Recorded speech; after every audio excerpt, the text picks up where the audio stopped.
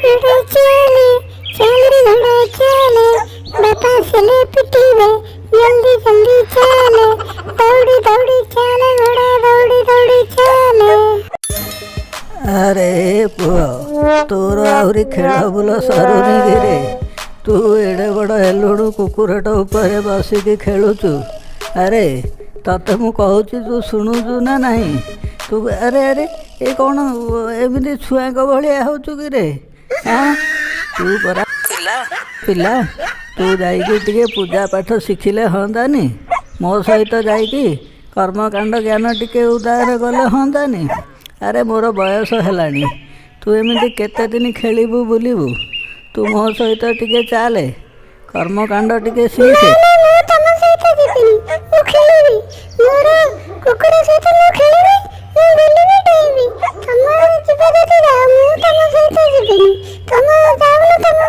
ଆଉ ତୋ ଇଚ୍ଛା ତୁ ଯାହା କରୁଛୁ କାଳି ବୋଉ ଶୁଣୁଛ ଏଇ ଟୋକା କାଳିକୁ କେତେ ବୁଝେଇଲେ ମଧ୍ୟ ବୁଝୁନି।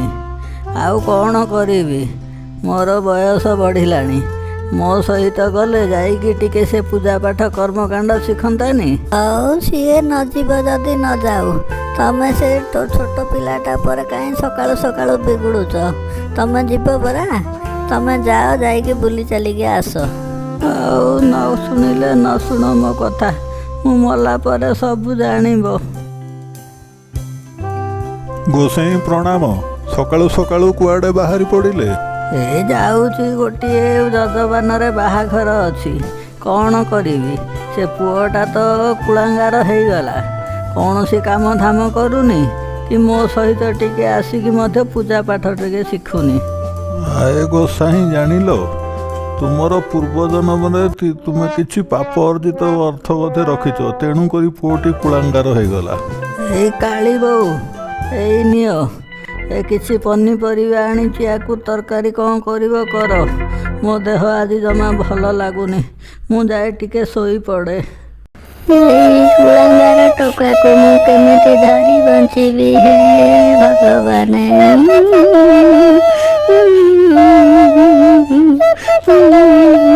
रे बाप आजिଠୁ ତୋ ଉପରେ ବୋଝ ପଡ଼ିଲା ରେ ପୁଅ।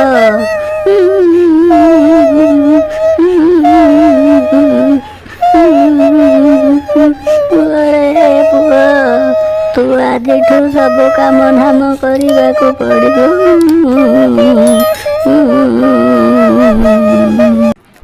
ଆରେ ପୁଅ ବାପା ଯାଇକି 2 ଦିନ ହେଇଗଲାଣି ବାପା ତ ଆର ପାରିକି ଚାଲିଗଲେ ଏ ଗାଈ ଗୁଡ଼ାକ 2 ଦିନ ହେଲା ଉପାସରେ ଅଛନ୍ତି ଏଇମାନଙ୍କୁ ନେଇକି ଟିକେ ଯା ଜଙ୍ଗଲ ପଡ଼ିଆକୁ ନେଇକି ଚରେଇକି ଆଣେ ଆଉ କ'ଣ କରିବା ଯା ନେଇକି ଯା। ହ୍ୟାଲୋ ବୋଉ ମତେ ତ ଗାଈ ଚରେଇବାରେ ଆସୁନି ଆଉ ମୁଁ କେମିତି ଚରେଇବି? ଆଉ ତୁ ଯଦି କହୁଛୁ ମୁଁ ନେଇକି ଯିବି ଜଙ୍ଗଲରେ ନେଇକି ଛାଡ଼ିଦେବି ସେମାନେ କେମିତି ଚରୁଛନ୍ତି ଚରନ୍ତୁ ମତେ ତ ଗାଈ ଚରେଇବାରେ ଆସୁନି ଆଉ ମୁଁ ନେଇକି ଯାଏ। ବୁଢ଼ା ମରିକି ମତେ ବଡ଼ ହଇରାଣରେ ପକେଇଲା। ବୁଢ଼ା ଥିଲା ମୁଁ ଖେଳୁଥିଲି କୁକୁର ଉପରେ ବସୁଥିଲି ବୁଲୁଥିଲି ଏବେ ମତେ ଗାଈ ଚରେଇବାକୁ ପଡ଼ିଲା। ବୁଢ଼ାଟା ଥିଲା ବୋଲି ମୋର କେତେ ବଡ଼ ମଜା ହଉଥିଲା ନା ଆଉ କ'ଣ କରିବା। ଆରେ ଗାଈ ମାନେ ତମେ ମାନେ ଶୁଣ କାଲିଠୁ ତମକୁ ଆଣିବି ମୁଁ ଏଇଠି ଛାଡ଼ିଦେବି ତମର ସେ ତମେ ଚରିବ ମୁଁ ତମକୁ ଆଉ ନୀତି ଏମିତି ଚରେଇବାକୁ ଆଣିବିନି ତମକୁ ଛାଡ଼ିଦେବି ତମର ସେ ତମେ ଖାଇବ ତମକୁ ପେଟ ଭର୍ତ୍ତି ହେବ ମୁଁ ଏଇଠି ଆସି କ'ଣ ତମକୁ ଜଗି ବସିଥିବି ହେଲା। ମୋ କଥା ଶୁଣୁଛ ନା ନାହିଁ? ମୁଁ ଆଣିକି ତମକୁ ଛାଡ଼ିଦେବି ତମର ସେ ତମ ପେଟକୁ ଖାଇବ ମୁଁ ମୋର ଖେଳିବି ବୁଲିବି ଆଉ ଆସିଲା ବେଳକୁ ସନ୍ଧ୍ୟା ବେଳକୁ ସବୁ ଗୋଟିଏ ଗୋଟିଏ ଘରକୁ ଆସିବ। ମୋ କଥା ଶୁଣୁଛ ନା ନାହିଁ? ଆରେ ପୁଅ ଘରେ ତ କାଠ ଜମା ନାହିଁ ରୋଷେଇ କେମିତି ହବ ଯିବୁ ଟିକେ ଏଇ ପାଖ ଜଙ୍ଗଲରୁ କାଠ ଗଣ୍ଡେ ଧରିକି ଆଣେ।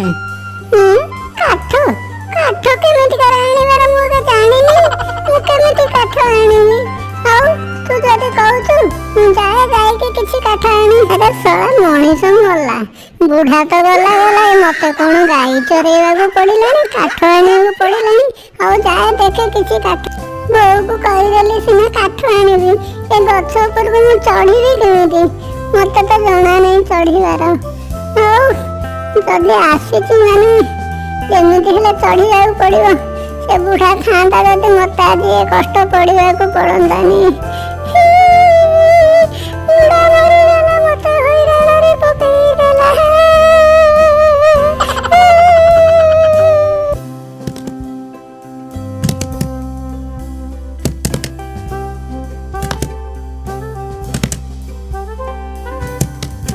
ଆରେ ଟୋକା, ତୁ ସେ ପଣ୍ଡିତଙ୍କର ଟୋକା?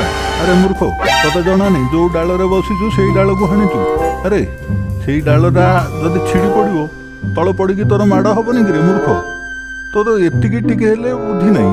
ବାପା ଥିଲା ଯେତେବେଳେ ତତେ ଡାକିକି ଆଡ଼େ ସାଡ଼େ ବୁଦ୍ଧି ଶିଖେଇବ ବୋଲିକି, କର୍ମକାଣ୍ଡ ଶିଖେଇବ ବୋଲି କେତେ କୁହେ, ତୁ ଏତିକି ମଧ୍ୟ ଶିଖିଲୁନୁ। ଏବେ ଆସିଛୁ ଯୋଉ ଡାଳକୁ ବସିଛୁ ସେଇ ଡାଳକୁ ହାଣିଛୁ। ଆରେ ସେଇଟା ଛିଣ୍ଡି ପଡ଼ିବ, ତୋର ଆଣ୍ଠୁ ଗଣ୍ଠି ମାଡ଼ ହବନି? ମୂର୍ଖ କୋଉଠିକାର?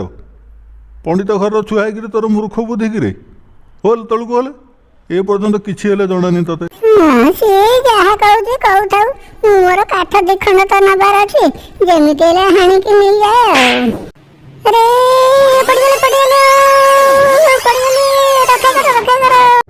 ଆରେ ଆରେ ସେଇ ଲୋକଟି ଠିକ କଥା କହିଥିଲେ। ଯୋଉ ଡାଳରେ ବସିକି ସେଇ ଡାଳ ହାଣୁଥିଲି, ମୁଁ ଏତିକି ମଧ୍ୟ ଜାଣିପାରିଲି। ପଡ଼ିକି କେତେ ହାତ ମୁଣ୍ଡ ଖଣ୍ଡିଆ ହେଲା। ହଉ ସେଇ ଯାହା ହଉଛି ହଉ, କାଠ ଗଣ୍ଡେ ତ ଘରକୁ ଧରିକି ଯାଉଛି, ଗୋଡ଼ ହାତରେ ମଧ୍ୟ ମାଡ଼ ହେଇଛି। ବୋଉକୁ ଜମା କହିବିନି ଗଛରୁ ପଡ଼ିଗଲି ବୋଲି, ଯଦି କହେ ସିଏ ମଧ୍ୟ ମୋ ଉପରେ ଆହୁରି ରାଗିବ।